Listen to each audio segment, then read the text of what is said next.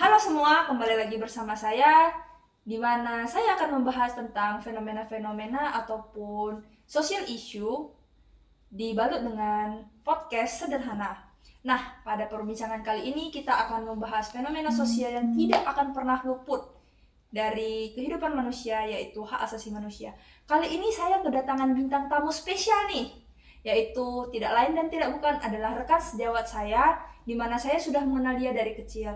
Mari kita sambut Niko Andreas Tianda. Halo, Oke Niko, gimana kabarnya? ya Mbak Jessi, puji Tuhan kabar saya luar biasa baik. Kalau Mbak Jessi sendiri gimana kabarnya? Oh ya, sehat-sehat juga dan baik. Kira-kira sekarang Niko kesibukannya apa nih? Ya biasalah, sama saya kebetulan kerja sambil kuliah sekarang gitu. Oh, kerja sambil kuliah. Tapi tidak ketinggalan juga masih menyempatkan diri ya untuk melihat fenomena-fenomena sosial yang sering terjadi. Betul, apalagi kita sekarang di zaman media sosial ya yang serba gampang kalau kita mau akses informasi, tentu selalu ada kesempatan untuk mengakses gitu. Nah, kira-kira nih Bapak Niko, gimana tanggapannya soal hak asasi manusia yang sekarang ini sedang marak terjadi? Ya, kalau kita ngomong tentang hak asasi manusia, itu memang sesuatu yang melekat ya dalam diri kita, dalam diri setiap manusia. Selagi manusia itu hidup, kita tentu tidak bisa lepas yang dari namanya hak asasi manusia. Nah, tapi semakin ke sini, saya semakin melihat bahwa pelanggaran hak asasi manusia itu sendiri semakin marak terjadi ya, semakin sering terjadi. Seperti Semakin itu. meningkat Iya, ya? betul. Kurang Jadi lebih. kalau saya lihat sih ya, karena perkembangan zaman juga HAM meningkat, tapi awareness tentang HAM sendiri itu sekarang ini sudah banyak dibalut loh dalam film-film ya. Ya, betul. Karena Bapak Niko sudah sering menonton Ya. film-film, apakah Bapak Niko pernah menonton film tentang hal-hal yang berkaitan HAM? Nah, kebetulan saya akhir-akhir baru-baru ini ada menonton sebuah film yang cukup bagus ya, yang berjudul Sound of Freedom. Nah, kebetulan saya ini filmnya cukup viral ya kemarin di media sosial dan dia lumayan bagus mengangkat isu tentang pelanggaran hak asasi manusia khususnya perdagangan anak. Nah, seperti itu. Oh ya, kemarin saya juga sudah sempat nonton, kalau nggak salah sinopsis singkatnya itu ada seseorang yang tidak sengaja ya, kalau saya katakan di reviewnya tidak sengaja terjadi perdagangan anak karena Ya. kalau saya lihat sih ini tuh perdagangannya dilakukan tanpa sepengetahuan si penjual. Betul, Jadi betul. awalnya itu dia tidak ingin menjual tapi terjual gitu. Ya, mungkin Ya, jadi sulit mungkin dipahami ya. ya mungkin kita bisa bicara tentang sinopsis singkat ya, Ya. karena kebetulan saya juga sudah menonton filmnya. Nah, jadi kurang lebih seperti ini ceritanya itu ada seorang ayah. Nah, dia itu bekerja sebagai agen federal juga di suatu pemerintahan gitu ya di ceritanya. Nah, jadi film ini juga diangkat berdasarkan kisah nyata bahwa betul-betul terjadi bahwa kasus pelanggaran HAM seperti ini. Nah, film itu ini tuh menceritakan di mana ada seorang dua anak itu yang menjadi korban perdagangan anak. Nah, jadi ceritanya itu ayah dari dua orang anak ini mendapat tawaran dari seorang perempuan untuk menjadikan anaknya ini model. Oh, berarti Nah, model anak nah gitu ya ya. model anak. Jadi satu anaknya ini perempuan dan satu laki-laki, yang besar yang perempuan dan yang kecil laki-laki. Nah, jadi sebenarnya ayahnya ini tidak ingin melibatkan anaknya.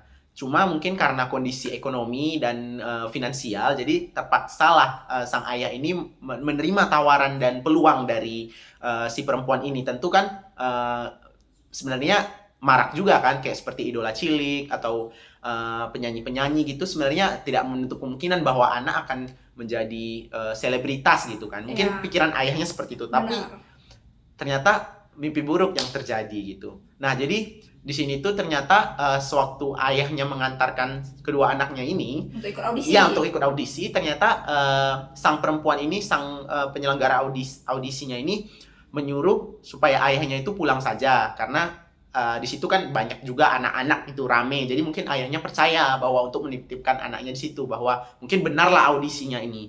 Tapi ternyata waktu sorenya ayahnya mau datang ini, ternyata sudah tidak ada di ruangan itu, anak-anaknya semua sudah hilang. Jadi di situ ayahnya betul-betul bingung, betul-betul takut bahwa disitulah dia sadar bahwa anaknya telah menjadi korban penculikan. Berarti di dalam ruangan itu sama sekali tidak ada orang. Sama sekali tidak ada orang. Di situ dia sadar bahwa anaknya telah menjadi korban penculikan. Nah, di satu sisi ini kita bicara ke tokoh utamanya, tokoh utama yang seorang ayah dan agen tadi.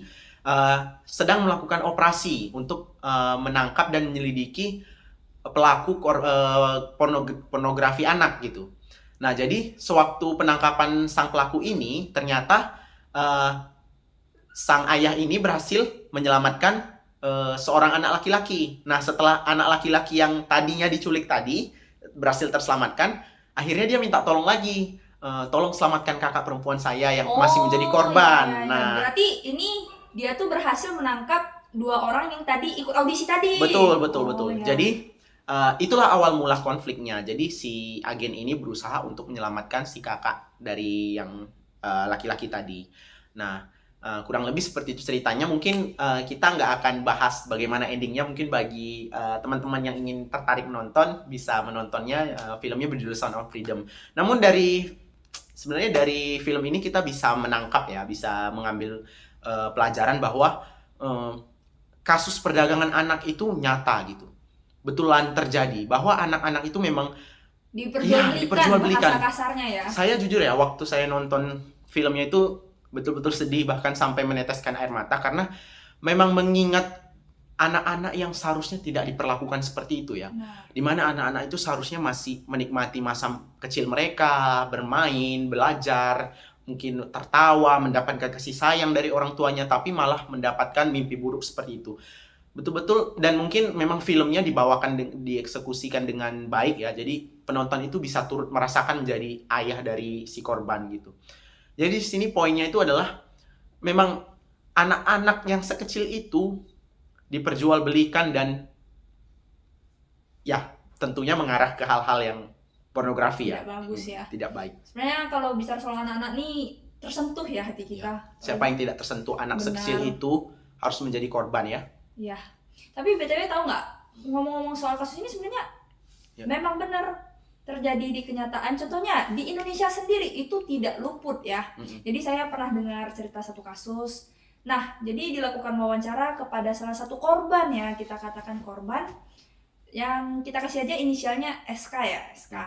Nah, dilakukanlah wawancara mengenai bagaimana sih terjadinya perdagangan manusia, apalagi anak di bawah umur. Jadi si SK ini waktu itu umurnya 14 tahun, masih kecil, masih cilik.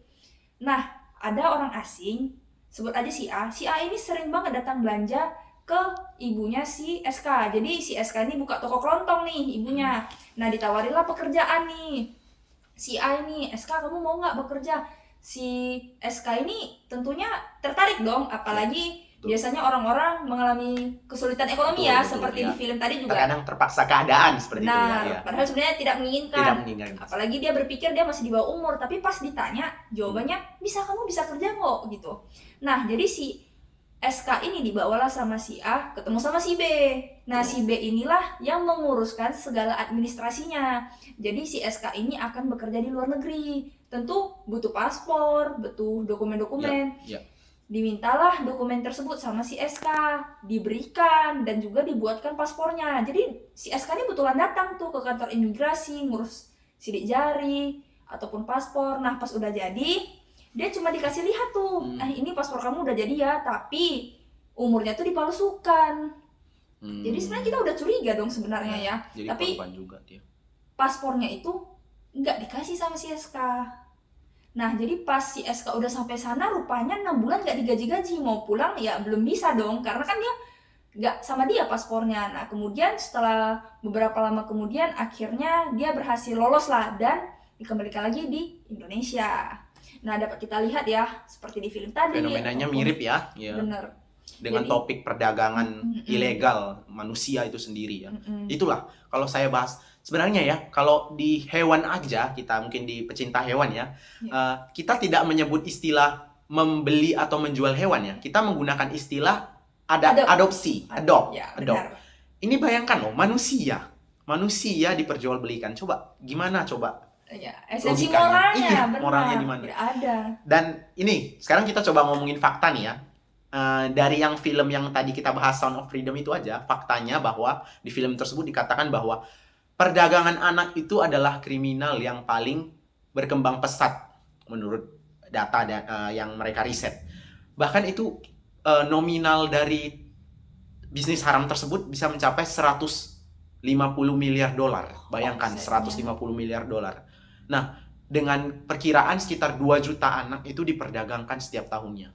Coba, bisa nggak kita bayangkan 2 juta anak diperdagangkan setiap tahunnya? 2 juta anak mengalami mimpi buruk seperti itu. Nah, kenapa hal ini bisa terjadi?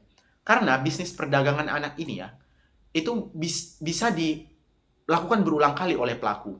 Contohnya seperti kalau kita narkotika dan obat-obat terlarang, itu ya setelah transaksi selesai, jual beli selesai, barang diterima, ya sudah selesai begitu Ya. saja. Sekali pakai. Sekali pakai, transaksi makan, selesai, habis. uang dia oke diterima.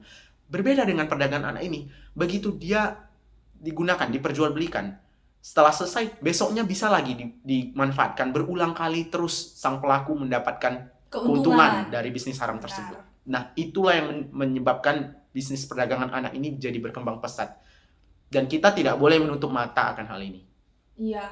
Sebenarnya yang ingin kita bahas itu atau kita pertanyakan lah, sebenarnya hak asasi manusia ataupun perdagangan manusia itu kan terjadi karena adanya kekurangan moral ya. Ya, dari beberapa oknum atau pelaku. kalau saya bilang bukan kekurangan moral, tapi lebih tidak ada moral. Benar. Karena itu sudah tidak manusiawi lagi, saya bilang.